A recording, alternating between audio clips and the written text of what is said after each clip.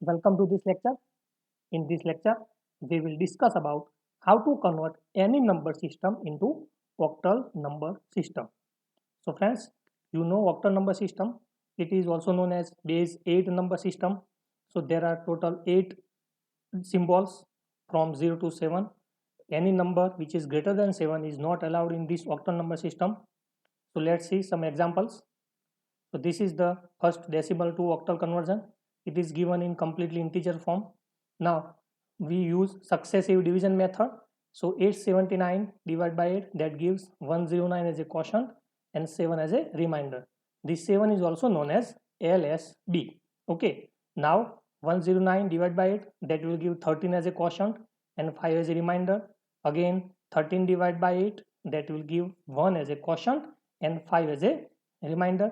And at last 1 divided by 8, that will give 0 as a quotient and 1 as a remainder. Okay, so this one is also known as MSB. So now arranging these reminders from MSB to LSB, we will get 1557 as a octal number. Okay, so similarly you can convert any integer decimal into octal number. Next, this is the decimal number which is given in fractional part 0.321 decibel. We need to convert in octal. So we use successive multiplication method.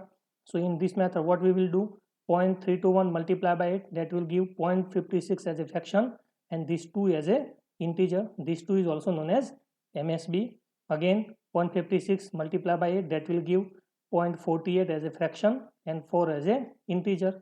Again 0.48 multiplied by 8, that will give 0.84 as a fraction and 3 as an integer. And at last we use fourth multiplication. So 0.84 multiplied by 8, that will give 0.72 as a fraction and 6 as a integer. So now this 6 is also known as LSB. So now arranging integers from MSB to LSB, we will get 0.2436 as a octal number. So similarly you can convert any fractional decimal number into octal number. Next, suppose this is the mixed number 23.89. It is given in decimal. We need to convert in octal. So for integer 23, we use successive division. So 23 divided by 8, that will give 2 as a quotient and 7 as a remainder. This 7 is known as LSB. Again 2 divided by 8, that will give 0 as a quotient and 2 as a remainder. So this 2 is also known as MSB. So now the result is 27, which is integer part. Okay, so this is the result of integer part 23. Now for 0.89, we use successive multiplication method. So 0.89 multiplied by 8, that will give 0.12 as a fraction and 7 as a integer. This 7 is known as MSB. Again 0.12 multiplied by 8, that will give 0.96 as a fraction, 0 as an integer. Okay, so now 0.96 multiplied by 8, that will give 0.68 as a fraction and 7 as an integer. And at last 0.68 multiplied by 8, that will give 5.44, in which 0.44 is the fraction and 5 is a integer. So this 5 is also known as LSB. So now arranging from MSB to LSB, we will get 0.7075 octal as a output. Okay, so now arranging both integer as well as fraction, we will get 27.7075 as a octal output. So far we have converted decimal to octal. Now we move towards binary to octal. So now you know each 3 binary digits correspond to 1 octal digit. So this is completely integer. So we start from the LSB and we move towards MSB and we take the group of 3 digits. So now first group is 011, 011, so that is equivalent to 3 in octal. Then again 011, which is also equal to 3, and at last 001, that is equal to 1. So now arranging from MSB to LSB, from left to right, we will get 133 as a octal output. So this is all about fractional binary, sorry, integer binary. Now what if the binary is given in the form of mixed integer as well as fraction part? So for integer part, we start from LSB and we move towards MSB and we take the group of 3 digits, and for in fraction part, we start from MSB and we move towards LSB and we will take the group of 3 digits. So for integer part, first group is 101, that is equivalent to 5, and one group is 011, that is equivalent to 3. And for fractional part, one group is 110, that is equal to 6, and 1 and adding 2 extra zeros, that will give 100, that is equal to 4. And now arranging from left to right, we will get 35.64 as a final octal output. So now we move towards how to convert hexadecimal number into octal. So you know each hexadecimal number can be converted into octal by using the binary notation. So first hexadecimal needs to be converted into binary and then binary to octal. So now each hexadecimal number can be represented by 4-bit binary representation. So 8 is equal to 1000, 9 is equal to 1001, A is equivalent to 1010 because A is equivalent to 10 in decimal and 10 is equivalent to 1010 in binary. Similarly, F is equivalent to 15 and 15 is equivalent to 1111 and 3 is equivalent to 0011. So now arranging from left to right, you will get this binary output. Now, how to convert binary to octal? So we start from the LSB, we move towards MSB and we will take the group of 3 digits. So now first group is 011, that is equal to 3. Second digit is 110, that is equal to 6. Then 011 is equal to 3 and so on. And the last group is 010, that is equivalent to 2. And now arranging from MSB to LSB, we will get 2115363 as a octal output. Okay. So next, suppose this is a fractional hexadecimal number, we need to convert into octal. So first convert hexadecimal into binary notation in 4-bit representation.